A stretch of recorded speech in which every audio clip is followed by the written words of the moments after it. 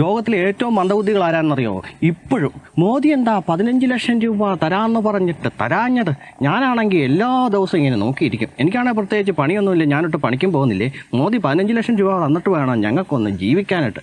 എല്ലാ ദിവസവും ഞാൻ എൻ്റെ അക്കൗണ്ട് ബാലൻസ് നോക്കും. പക്ഷെ അതിനകത്തെല്ലാം എപ്പോഴും സീറോയാ. 15 ലക്ഷം രൂപ നാളെ വരും മറ്റന്നാൾ വരുമെന്നും പറഞ്ഞ് ഞാനിങ്ങനെ നോക്കിയിരിക്കുക. ഇവന്മാരാണ് ലോകത്തിൽ വെച്ച് ഏറ്റവും മന്ദബുദ്ധികൾ എന്ന് ഞാൻ പറയും. ഇവരോടൊക്കെ എത്ര പറഞ്ഞു കൊടുത്താലും യാതൊരു രക്ഷയില്ല. മോദി വിരോധവും BJP വിരോധവും അങ്ങനെ തലക്കി പിടിച്ചിട്ട് ഇമാതിരി ഊളത്തരങ്ങളൊക്കെ ഇങ്ങനെ എല്ലാ ദിവസവും ഷെയർ ചെയ്തുകൊണ്ടിരിക്കുന്നത്. അപ്പോൾ നമുക്ക് ശരിക്കും പറഞ്ഞാൽ സഹതാപം തോന്നും, പാവം തോന്നും. അതായത് വല്ലവരും ഒക്കെ പറയാം 15 ലക്ഷം രൂപ അക്കൗണ്ടിലിട്ട് തരാമെന്ന് ഇങ്ങനെ മോദി പറഞ്ഞു കേട്ടോ. ആണോ? പറഞ്ഞല്ലേ? എന്നാൽ ഇതിൻ്റെ സത്യാവസ്ഥ ഒന്ന് തിരക്കാനായിട്ട് ഇത്രയും വർഷങ്ങളായിട്ട് ഇവരെ കൊണ്ട് പറ്റിയിട്ടില്ല. ഇനി അറിയാമെങ്കിലും അറിയാൻ മേലാത്ത പോലെ അഭിനയിക്കുന്നതാണോ എന്നൊന്നും അറിയത്തില്ല. പറ്റുവാണെങ്കിൽ ഉണ്ടല്ലോ ജെമിനി ചേച്ചിയോട് ഒന്ന് ചോദിച്ചു നോക്ക്. ഞാൻ വേണമെങ്കിൽ ലൈവായിട്ട് കാണിച്ചു തരാം. നമുക്ക് ചുമ്മാ ജെമിനി ചേച്ചിയോട് ചോദിച്ചു നോക്കാം. ജെമിനി ചേച്ചി എന്താ പറയുന്നത് നോക്കാമല്ലോ. നരേന്ദ്രമോദി അക്കൗണ്ടിൽ 15 ലക്ഷം രൂപ ഇട്ട് തരാം, അതായത് ഓരോ പൗരൻ്റെയും അക്കൗണ്ടിൽ 15 ലക്ഷം രൂപ വെച്ച് ഇട്ട് തരാമെന്ന് പറഞ്ഞു എന്നും പറഞ്ഞ് സോഷ്യൽ മീഡിയ വഴി പലരും പലതരത്തിലുള്ള പ്രചരണങ്ങളും നടത്തുന്നു. ശരിക്കും മോദി അങ്ങനെ പറഞ്ഞതാണോ? സാമൂഹ്യ മാധ്യമങ്ങളിൽ പ്രചരിക്കുന്ന ഈ അവകാശവാദം ശരിയല്ല. പ്രധാനമന്ത്രി നരേന്ദ്രമോദി അങ്ങനെ ഒരു വാഗ്ദാനം നേരിട്ട് നൽകിയിട്ടില്ല.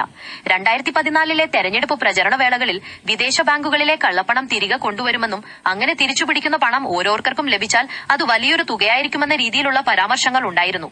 പിൽക്കാലത്ത് BJP നേതൃത്വം ഇതൊരു ആലങ്കാരിക പരാമർശം മാത്രമാണെന്ന് വ്യക്തമാക്കുകയും ചെയ്തിരുന്നു.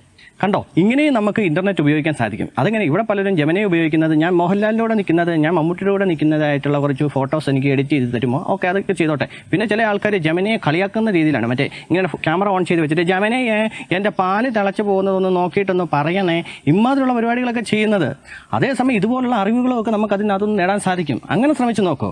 പിന്നെ പറയുന്ന കാര്യമാണ് 2000 രൂപയുടെ ചിപ്പിൽ നോട്ടുണ്ടേ, 2000 രൂപയുടെ ചിപ്പിൽ നോട്ടുണ്ടെന്ന് എവിടെയെങ്കിലും ഒഫീഷ്യലി പറഞ്ഞിട്ടുണ്ടോ? എവിടെയെങ്കിലും പറഞ്ഞിട്ടുണ്ടോ?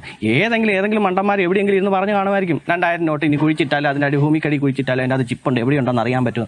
അത് പറഞ്ഞിട്ട് കാര്യമില്ല. എല്ലാ പാർട്ടിക്കകത്ത് ഇതുപോലെ മണ്ടന്മാരൊക്കെ ഉണ്ടല്ലോ. അങ്ങനെ ഏതെങ്കിലും പൊട്ടം വിളിച്ച് പറയുന്നത് പറഞ്ഞുകൊണ്ട് അത് BJPയുടെ ഒഫീഷ്യലായിട്ടുള്ള കാര്യമാവുമോ?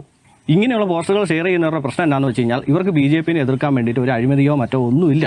ആകെപ്പാടെ പറയാനുള്ള ഇതേ ഉള്ളൂ. പിന്നെ പറയുന്ന ഒരു കാര്യമാണ് 2 കോടി തൊഴിലവസരങ്ങൾ സൃഷ്ടിക്കുമെന്ന് പറഞ്ഞിട്ട് എവിടെ ഞങ്ങൾ കാണുന്നില്ലോ. നിങ്ങളെങ്ങനെ കാണും? നിങ്ങൾ കേരളത്തിലല്ലേ? കേരളത്തിൽ തെക്കോട്ടോ വടക്കോട്ടോ കിഴക്കോട്ടോ പടിഞ്ഞാറോട്ടോ എങ്ങോട്ട് തിരിഞ്ഞ് നോക്കിയെന്ന് പറഞ്ഞാൽ ഇവിടെ ഒരു മാനുഫാക്ചറിംഗ് യൂണിറ്റുകളിലോ ഒന്നുമില്ല. പിന്നെ ഇവിടെ ഇങ്ങനെ തൊഴിലവസരങ്ങളുണ്ടാവും. അതേസമയം കർണാടകയിലോട്ടോ ഗുജറാത്തിലോട്ടോ തമിഴ്നാട്ടിലോട്ടോ നോക്കാം, അവിടെയൊക്കെ ഇഷ്ടംപോലെ കമ്പനികൾ വന്നു. കാറിൻ്റെ വന്നിട്ടുണ്ട്, മൊബൈൽ ഫോണിൻ്റെ വന്നിട്ടുണ്ട്, അങ്ങനെ ഇഷ്ടംപോലെ മാനുഫാക്ചറിംഗ് കമ്പനികൾ വന്നിട്ടുണ്ട്. അവർക്ക് ഇഷ്ടംപോലെ തൊഴിലവസരങ്ങളും ഉണ്ട്. കേരളത്തിലില്ല. കേരളത്തിൽ എങ്ങനെ വരും? ഇടതന്നും വലതിനും അങ്ങോട്ടും ഇങ്ങോട്ട് മാറി ഭരിച്ചുകൊണ്ടിരിക്കുകയല്ലേ. എത്ര കൊല്ലങ്ങളായിട്ട് മാറ്റിക്കൊണ്ടിരിക്കുക. ഇപ്പോഴും ഒരെണ്ണം ഇടത്തുകാലം വന്നെടുത്ത് വലത്തുകാലോട്ട് വെച്ചിട്ടുണ്ട്. എന്താവുമെന്ന് ആർക്കറിയാം. അപ്പോൾ ഇതൊക്കെയാണ് നമ്മുടെ കേരളത്തിലെ അവസ്ഥ എന്ന് പറഞ്ഞാൽ. അതുകൊണ്ട് കേരളത്തിൽ ഇരുന്നുകൊണ്ട് തൊഴിലവസരങ്ങൾ എവിടെ ഞങ്ങൾ കാണുന്നില്ലല്ലോ എന്ന് ചോദിച്ചു കഴിഞ്ഞാൽ തെറ്റു പറയാൻ പറ്റുമല്ലോ കേട്ടോ. പിന്നെ ചില ആൾക്കാർ ചോദിക്കുന്ന ഒരു മണ്ടൻ ചോദ്യമാണ്, ഡിജിറ്റൽ ഇന്ത്യ എവിടെ? ഞങ്ങൾ ഇവിടെ എല്ലാം തപ്പി നോക്കി, കട്ടിലിനടിയിലും തപ്പി നോക്കി, പക്ഷേ ഡിജിറ്റൽ ഇന്ത്യ മാത്രം കാണുന്നില്ല. ഇവിടെ കയ്യിൽ വലിയ സ്മാർട്ട് ഫോണാണ് ഇരിക്കുന്നത്, ആയിരക്കണക്കിന് GB അതിൻ്റെ അകത്ത് കിടക്കുന്നത്.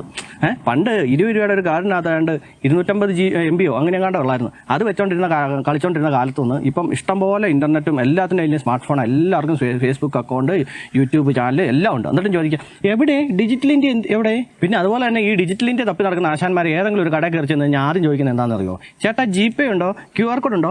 ഇല്ല മോനെ, ഇല്ലേ. മണ്ടട പോലെ കയ്യിലാണ് പൈസയും വെക്കാറില്ല, കംപ്ലീറ്റ് അക്കൗണ്ടില്ല. ഇനിയിപ്പോൾ എന്നെ അപ്പുറത്തെ കടയിൽ പോയി ചോദിക്കാമല്ലേ? അപ്പുറത്തെ കടയിൽ പോയി ചേട്ടാ GPay ഉണ്ടോ? QR കോഡ് ഉണ്ടോ? ഉണ്ട് മോനെ. എന്നാൽ ഒരു നാരങ്ങാവെള്ളം എടുത്തോ. നാരങ്ങാവെള്ളം എത്ര രൂപ ചേട്ടാ? 20 രൂപ. ഒന്നാ ഞെക്കി അങ്ങോട്ട് 20 രൂപ ലഭിച്ചു കഴിഞ്ഞു, നന്ദിയുണ്ടേ. ഓക്കെ. അത് കഴിഞ്ഞിട്ട് ഇങ്ങോട്ട് മാറി എന്ന് ചോദിക്കും എവിടെ ഡിജിറ്റൽ ഇന്ത്യ? ഇവരോടൊക്കെ എന്ത് പറയാനായിട്ടാ?